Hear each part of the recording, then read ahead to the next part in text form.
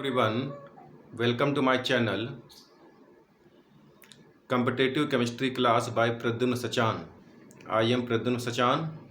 आज हम आपको क्लास 12th में बहुत ही इम्पॉर्टेंट चैप्टर स्टार्ट कराने जा रहे हैं, electrochemistry. What is electrochemistry? Electrochemistry दो वर्ड से मिलकर के बना हुआ है। इलेक्ट्रोकेमिस्ट्री में हमने दो वर्ड को फ्यूज किया हुआ है, जैसे कि रेडॉक्स में 11th क्लास में आपने पढ़ा हुआ है। रेडॉक्स जो है वो दो वर्ड के फ्यूजन से बना हुआ है, रिडक्शन और ऑक्सीडेशन। वैसे ही इलेक्ट्रोकेमिस्ट्री भी दो वर्ड के फ्यूजन से बना हुआ है, इलेक्ट्रिक एंड केमिकल। इसमें electric and chemical,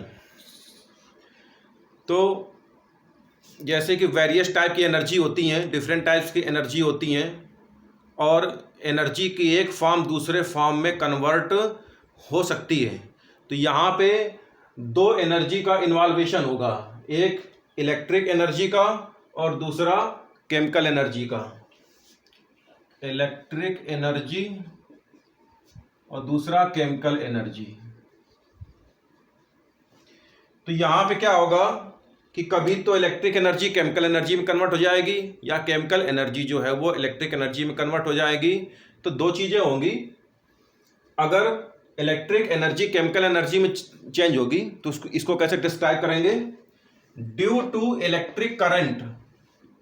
electric energy कब प्रोड्यूस होती है? जब किसी भी सर्किट में, किसी भी सिस्टम में जब करंट का फ्लो होता है, तो ड्यू टू इलेक्ट्रिक करंट की वजह से chemical change occur. Electric current की वजह से केमिकल चेंज जब हो, तो जब केमिकल चेंज होता है, केमिकल रिएक्शन होगी, तभी केमिकल एनर्जी प्रोड्यूस होती है, गिव्स फ्री एनर्जी। तो इलेक्ट्रिक करंट की वजह से केमिकल चेंज होगा, और वो केमिकल चेंज जो होगा, जो केमिकल रिएक्शन होगी, वो रेडॉक्स रिएक्शन होगी। तो यहाँ पे जो फर्स्ट पॉइंट है, due to electric current chemical change occur, तो यहाँ पे इलेक्ट्रिक एनर्जी है वो केमिकल एनर्जी में चेंज हो रही है। इसी का रिवर्स कर दें, इसका रिवर्स क्या होगा कि केमिकल एनर्जी जो है वो इलेक्ट्रिक एनर्जी में चेंज हो रही है। तो इसमें क्या होगा कि electric current produce due to chemical change, मतलब केमिकल चेंज की वजह से इलेक्ट्रिक करंट जो होगा वो प्रोड्यूस होगा। तो ये जो दोनों टाइप की जो चेंजेज होते हैं, इलेक्ट्रिक एनर्जी का चेंज केमिकल एनर्जी में, और दूसरा चेंज होता है केमिकल एनर्जी का इलेक्ट्रिक एनर्जी में, तो ये अलग अलग सेल में होते हैं। तो जब इलेक्ट्रिक एनर्जी केमिकल एनर्जी में कन्वर्ट होती है, तो ये जो फिनोमेना होता है, ये होता है इलेक्ट्रोलाइटिक सेल में। और जो दूसरा फिनोमेना है, मतलब केमिकल एनर्जी की वजह से इलेक्ट्रिक करंट प्रोड्यूस होता है, ये फिनोमेना होता है गैल्वेनिक सेल में। तो दो टाइप के सेल होते हैं, इलेक्ट्रोलाइटिक सेल और गैल्वेनिक सेल। इन दोनों सेल्स को बोलते हैं इलेक्ट्रोकेमिकल सेल। तो इलेक्ट्रोकेमिकल सेल के दो टाइप होते हैं, इलेक्ट्रोलाइटिक सेल और गैल्वेनिक सेल। जो फर्स्ट प्रोसेस है कि मतलब इलेक्ट्रिक एनर्जी केमिकल एनर्जी में चेंज हो रही है, मतलब due to electric current chemical change occur, electric current की वजह से केमिकल चेंज हो रहा है, और ये जो प्रोसेस होती है वो इलेक्ट्रोलाइटिक सेल में होती है, और इस प्रोसेस को इलेक्ट्रोलाइसिस भी बोलते हैं। तो पहले हम आपको बताएंगे इस सेक्शन में इलेक्ट्रोलाइसिस।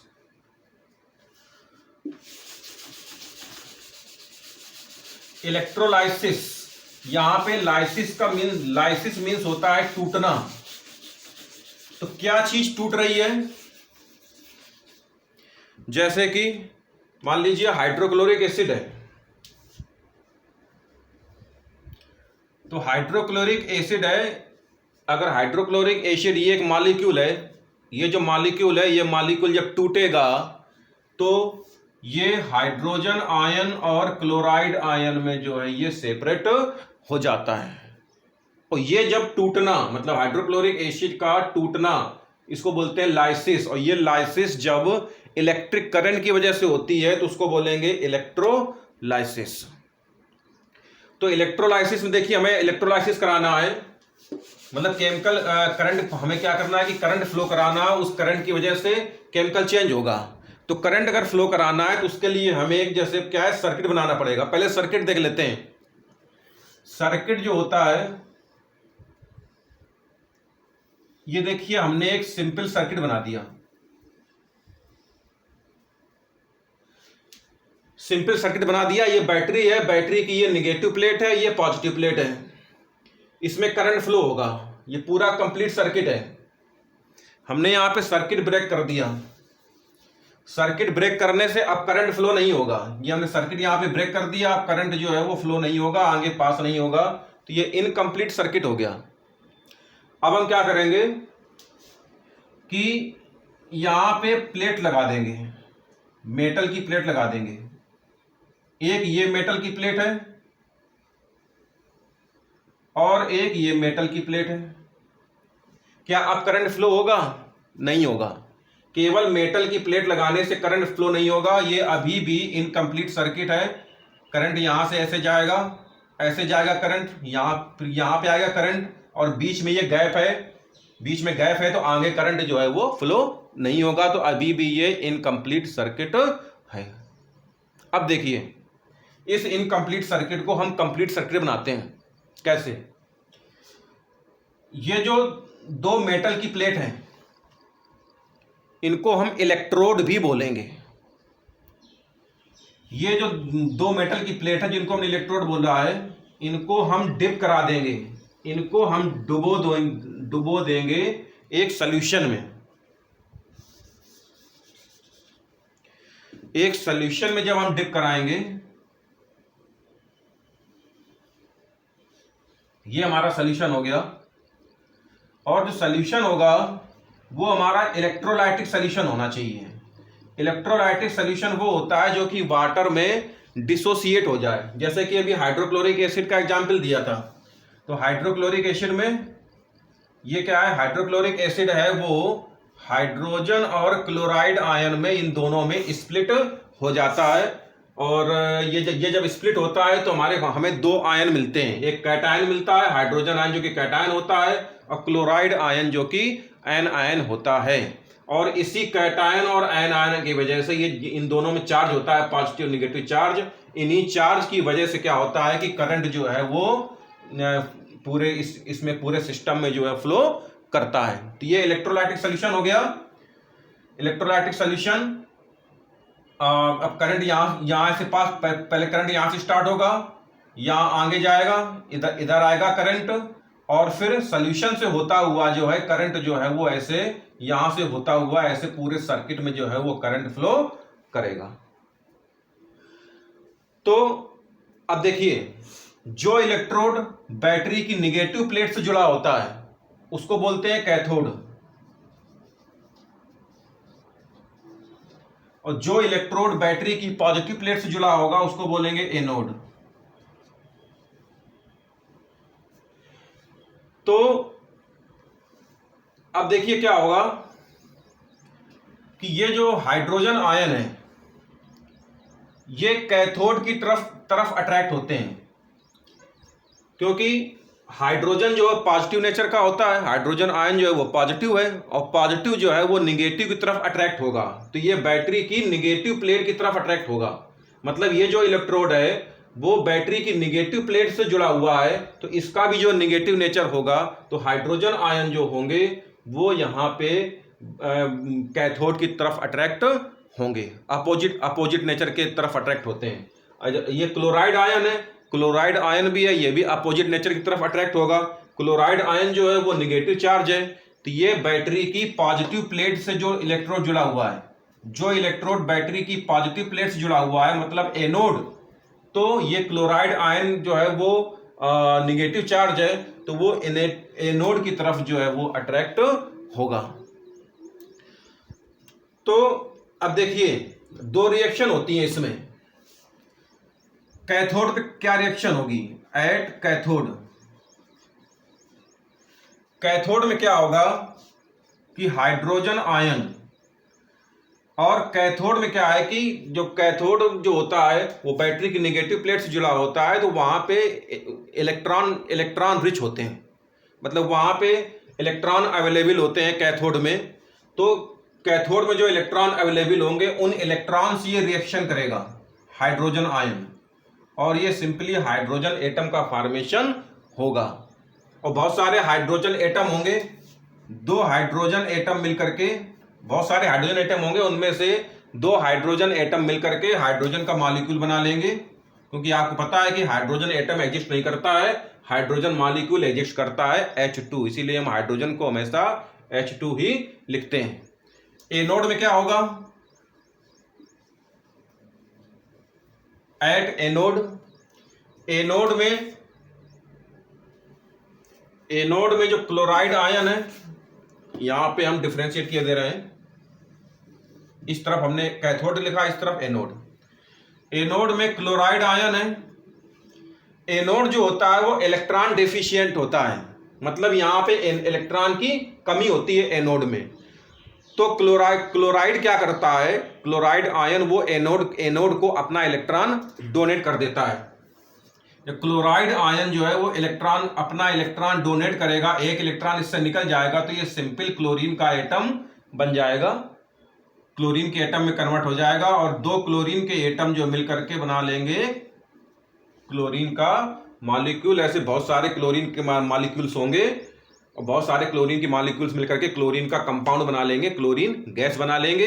ऐसे ही कैथोड में कैथोड में हाइड्रोजन गैस बनेगी। तो जब इलेक्ट्रोलिसिस की प्रोसेस होती है और हमारा इलेक्ट्रोलाइट होता है हाइड्रोजन क्लोराइड, तो कैथोड पे हाइड्रोजन गैस मिलती है और एनोड पे क्लोरीन गैस मिलती है। या आप इसको ऐसे भी कह सकते हैं कि जब इलेक्ट्रोलिसिस होता है हाइड्रोक्लोरिक एसिड का, तो दो गैसें प्रोड्यूस होती हैं, हाइड्रोजन गैस और क्लोरीन गैस। अब जैसे कि फर्स्ट पॉइंट में बताया था कि due to electric current chemical change occur, और वो केमिकल चेंज जो होता है वो रिडॉक्स रिएक्शन होती है। तो यहाँ पे रिडॉक्स रिएक्शन हो रही, मतलब ऑक्सीडेशन और रिडक्शन हो रहा है।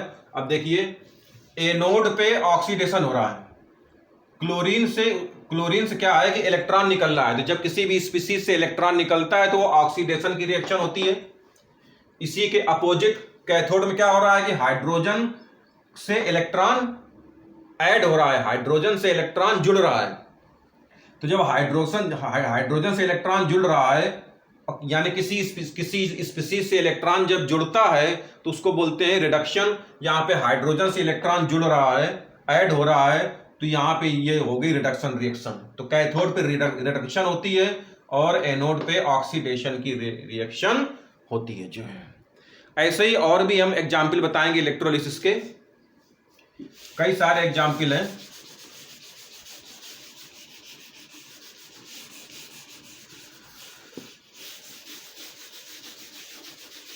इसमें फर्स्ट एग्जाम्पल है इलेक्ट्रोलाइसिस ऑफ सोडियम क्लोराइड। हम आपको इसमें 5 एग्जाम्पल बताएंगे। पहला है electrolysis of sodium chloride. Electrolysis of NaCl। तो जब सोडियम क्लोराइड का डिसोसिएशन होगा, इसकी लाइसिस होगी इलेक्ट्रिक करंट की प्रेजेंस में, तो ये सोडियम आयन और क्लोराइड आयन में स्प्लिट हो जाएगा। अब जैसे क्या है कि वाटर सोल्यूशन है, सोडियम क्लोराइड का जो सोल्यूशन वाटर में है, तो सोडियम क्लोराइड तो डिसोसिएट होता ही है। इसके अलावा आपने 11वीं क्लास में पढ़ा है कि वाटर भी डिसोसिएट होता है। Water means H2O। यहां पे देखिए हम साइन लगाते हैं, वो रिवर्सिबल रिएक्शन का साइन लगाते हैं, जो मतलब रिएक्शन जो होती है वो दोनों साइड होती है। तो सोडियम क्लोराइड तो डिसोसिएट होता ही है, वाटर भी खुद जो है वो डिसोसिएट होगा, किसमें? हाइड्रोजन आयन और हाइड्रोक्साइड आयन में। अब देखिए एट कैथोड में क्या रिएक्शन होगी? कैथोड में जो आपके पॉजिटिव आयन है, जो कैट आयन है, पॉजिटिव आयन, वो कैथोड की तरफ अट्रैक्ट होंगे। तो यहाँ पे पॉजिटिव आयन हमारे पास 2 हैं, एक सोडियम है और एक दूसरा हाइड्रोजन है। ये दोनों ही आयन कैथोड की तरफ अट्रैक्ट नहीं होते हैं। इनमें से, इन 2 में से कोई एक आयन ही कैथोड से रिएक्शन करेगा।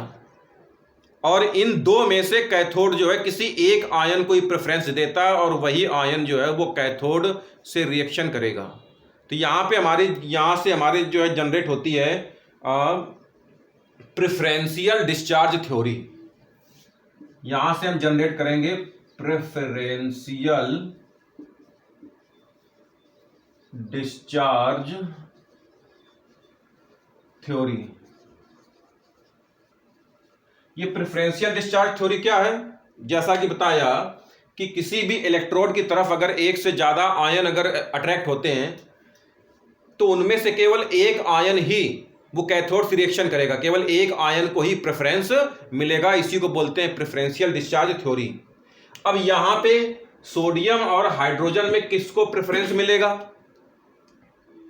सोडियम और हाइड्रोजन में हाइड्रोजन को प्रेफरेंस मिलता है। अब आप जो है कहेंगे कि हम ये कैसे पहचानेंगे कि सोडियम और हाइड्रोजन किसको प्रेफरेंस मिल रहा है, हम ये कैसे हम जानेंगे कि हाइड्रोजन को ही प्रेफरेंस मिल रहा है? तो ये आगे हम बताएंगे, ये चीज़ आगे बताएंगे और धीरे धीरे आप इसमें इलेक्ट्रोलाइसिस के सेक्शन में और ये इलेक्ट्रोकेमिस्ट्री के चैप्टर में आप धीरे धीरे ये चीज़ आप जो है जान जाएंगे आगे। तो यहाँ पे हाइड्रोजन जो है वो कैथोड में हाइड्रोजन का रिडक्शन होता है। हाइड्रोजन जो से एक इलेक्ट्रॉन ऐड होगा, हाइड्रोजन आयन से इलेक्ट्रॉन ऐड होता है और वो हाइड्रोजन एटम का फॉर्मेशन होगा और दो हाइड्रोजन एटम मिलकर के बनाएंगे हाइड्रोजन का मॉलिक्यूल। इधर एनोड पे क्या होगा? एट एनोड की तरफ निगेटिव आयन अट्रैक्ट होंगे और निगेटिव आयन हमारे पास दो हैं, एक क्लोराइड आयन और हाइड्रोक्साइड आयन। अब इन दोनों में किसको प्रेफरेंस मिलेगा? इन दोनों में क्लोराइड आयन को प्रेफरेंस मिलता है। क्लोराइड आयन एनोड की तरफ अट्रैक्ट होता है और वहां पे ऑक्सीडेशन होती, मतलब एक इलेक्ट्रॉन जो इससे निकल जाता है और सिंपल क्लोरीन एटम का फॉर्मेशन होता है। दो क्लोरीन एटम मिलकर के क्लोरीन का मॉलिक्यूल बनाएंगे।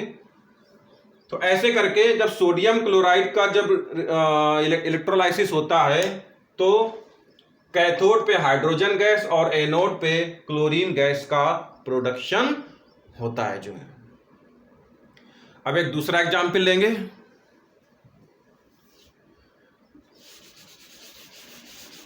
नेक्स्ट एग्जाम्पल है electrolysis of copper sulphate. Electrolysis of copper sulphate using platinum electrode. जो मेटल के इलेक्ट्रोड थे कैथोड और एनोड, वो प्लेटिनम के बने हुए हैं। ये यहां पे ध्यान देने की बात है। जो सॉल्यूशन है वो तो कॉपर सल्फेट का है, लेकिन जो दो इलेक्ट्रोड हैं वो प्लेटिनम के हैं।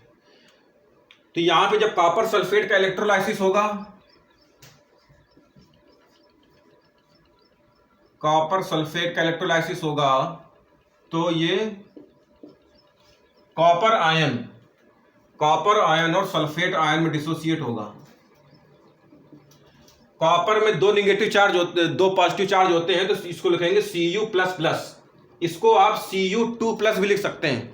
बुक में लिखा होता है Cu2+, आप ऐसे भी लिख सकते हो और प्लस भी लिख सकते हो। मतलब 2 यूनिट पॉजिटिव चार्ज होता है। सल्फेट में 2 यूनिट नेगेटिव चार्ज होता है, तो इसको लिखेंगे माइनस। वाटर, मतलब कॉपर सल्फेट का सॉल्यूशन है वाटर में, तो कॉपर सल्फेट तो डिसोसिएट होगा ही और वाटर भी डिसोसिएट होगा। वाटर डिसोसिएट होकर के बनाएगा हाइड्रोजन आयन और हाइड्रोक्साइड आयन। अब यहां पे देखो कैथोड में क्या होता है? एट कैथोड और दूसरी तरफ होगा एट एनोड।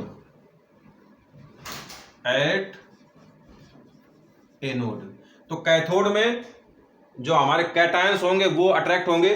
कैटायन हमारे पास दो हैं, कॉपर और हाइड्रोजन। तो कॉपर और हाइड्रोजन, तो यहां पर क्या होगा कि कॉपर को प्रेफरेंस मिलेगा। According to preferential discharge theory copper और हाइड्रोजन में कॉपर को प्रेफरेंस मिलता है। तो कॉपर आयन है, इसमें 2 यूनिट पॉजिटिव चार्ज होता है, तो इससे 2 इलेक्ट्रॉन जो है वो ऐड होंगे, 2 इलेक्ट्रॉन जो है वो कंबाइन करेंगे और ये बन जाएगा सिंपल कॉपर एटम। तो कैथोड में कॉपर एटम का फॉर्मेशन होता है, रिडक्शन की रिएक्शन होती है, कॉपर एटम का फॉर्मेशन होता है और ये कॉपर एटम जो है वो कैथोड इलेक्ट्रोड में डिपॉजिट हो जाता है। जो प्लेटिनम का जो कैथोड जो प्लेटिनम का बना हुआ है, तो उसी प्लेटिनम के बने हुए कैथोड में वो कॉपर एटम जो है वो डिपॉजिट होते जाते हैं। और एनोड में क्या रिएक्शन होती है? एनोड में ध्यान देना है कि सल्फेट और हाइड्रोक्साइड में यहां पे हाइड्रोक्साइड आयन को प्रेफरेंस मिलती है। तो यहां पे देखिए, यहां पे इसको हम ऐसे लिखते हैं, चलिए इसको ऐसे लिख दे रहे हैं। यहां पे ऑक्सीडेशन की रिडक्शन होगी, ऑक्सीडेशन की रिएक्शन होगी यहां पे एनोड में। तो हाइड्रोक्साइड आयन से एक इलेक्ट्रॉन जो है वो निकल जाएगा और ये बन जाएगा हाइड्रोक्साइड स्पीसीज। ये हाइड्रोक्साइड स्पीसीज जो होती है वो स्टेबल नहीं होती है। तो यहां पे हम 2 हाइड्रोक्साइड स्पीसीज लेंगे, 2 हाइड्रोक्साइड स्पीसीज लेंगे और ध्यान देना जब 2 हाइड्रोक्साइड स्पीसीज को कंबाइन करेंगे तो क्या बनेगा? देखिए यहां पे 2 OH हमारे पास, OH प्लस OH, तो इनको मिलाकर के एक वाटर का मॉलिक्यूल बन जाएगा। देखिए HOH, इसी को हम बोल सकते हैं H2O, मतलब यहां पे HOH 2 H के एटम है और एक O का यानी ऑक्सीजन का एटम है, तो ये बन जाएगा H2O प्लस एक ऑक्सीजन का एटम यहां पे रह गया, तो यहां पे लिख देंगे प्लस O। और ऑक्सीजन का जो एटम है वो स्टेबल नहीं होता है, ऑक्सीजन के 2 एटम मिलकर के ऑक्सीजन का मॉलिक्यूल बना देते हैं और ये ऑक्सीजन गैस का फॉर्मेशन हो गया। तो एनोड पे जो है वो ऑक्सीजन गैस का प्रोडक्शन होता है। मतलब जब कॉपर सल्फेट की इलेक्ट्रोलिसिस होगी तो कैथोड इलेक्ट्रोड में कॉपर डिपॉजिट होता जाता है, लेकिन एनोड पे हमें ऑक्सीजन गैस मिलेगी। ऑक्सीजन गैस का प्रोडक्शन होता है कब? जब प्लेटिनम इलेक्ट्रोड यूज करें। जब कॉपर इलेक्ट्रोलिसिस तो कॉपर सल्फेट का हो रहा है, लेकिन हम इलेक्ट्रोड जो है वो प्लेटिनम का यूज कर रहे हैं, उस कंडीशन में ऑक्सीजन गैस का प्रोडक्शन होता है और जो कॉपर है वो प्लेटिनम की रॉड में जो है वो डिपॉजिट हो जाता है, कैथोड वाली प्लेटिनम की रॉड पे जो है। नेक्स्ट एग्जांपल,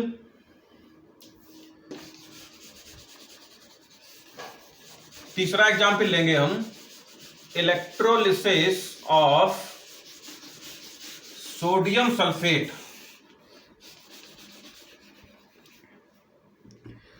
इलेक्ट्रोलिसिस ऑफ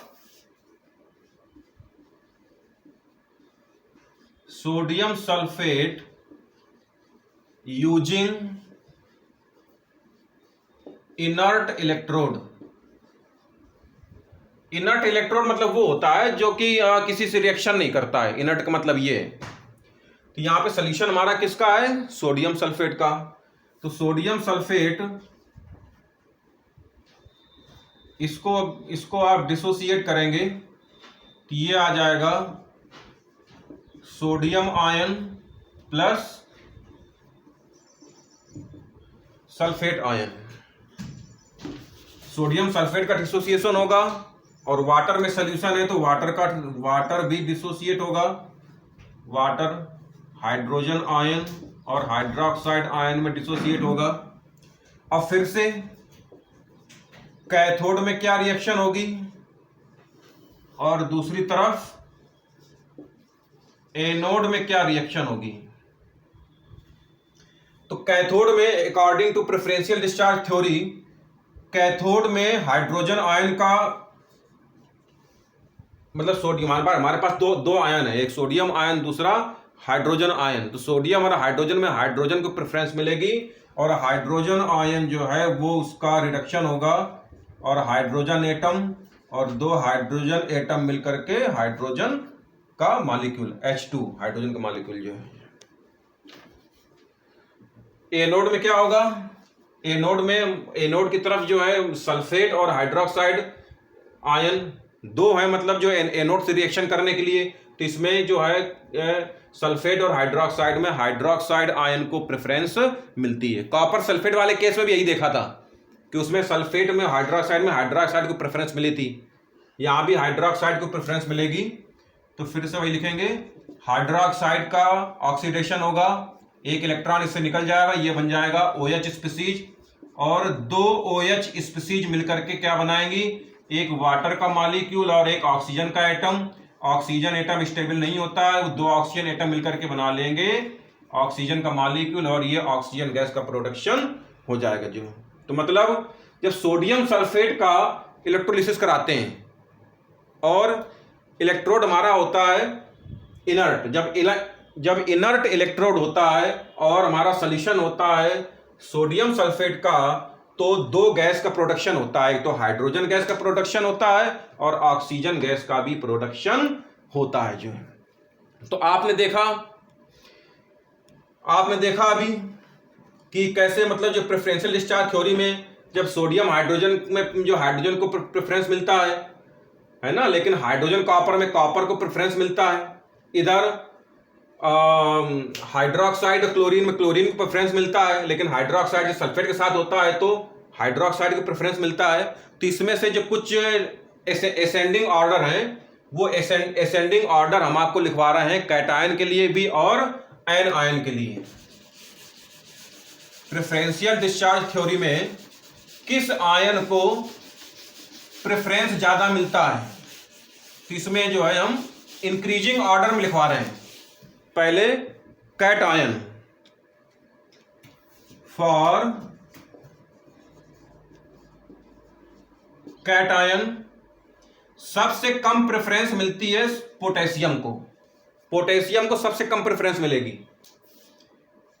और ये भी बता दें कि ये जो ऑर्डर है ये सभी इलेक्ट्रोड के लिए नहीं है।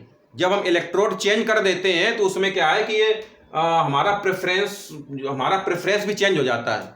लेकिन ये जो हम ऑर्डर बता रहे हैं ये ज्यादातर इलेक्ट्रोड में ये अप्लाई होता है, इसलिए इसको हम लिखवा रहे हैं। पोटेशियम से ज्यादा प्रेफरेंस मिलता है सोडियम से ज्यादा प्रेफरेंस मिलता है कैल्शियम आयन को, कैल्शियम से ज्यादा प्रेफरेंस मिलेगा मैग्नीशियम से ज्यादा प्रेफरेंस मिलता है एल्युमिनियम में 3 यूनिट पॉजिटिव चार्ज होता है, इसलिए इसको हम लिखते हैं प्लस प्लस प्लस। एल्युमिनियम से ज्यादा प्रेफरेंस मिलता है जिंक से ज्यादा प्रेफरेंस मिलेगा कॉपर को,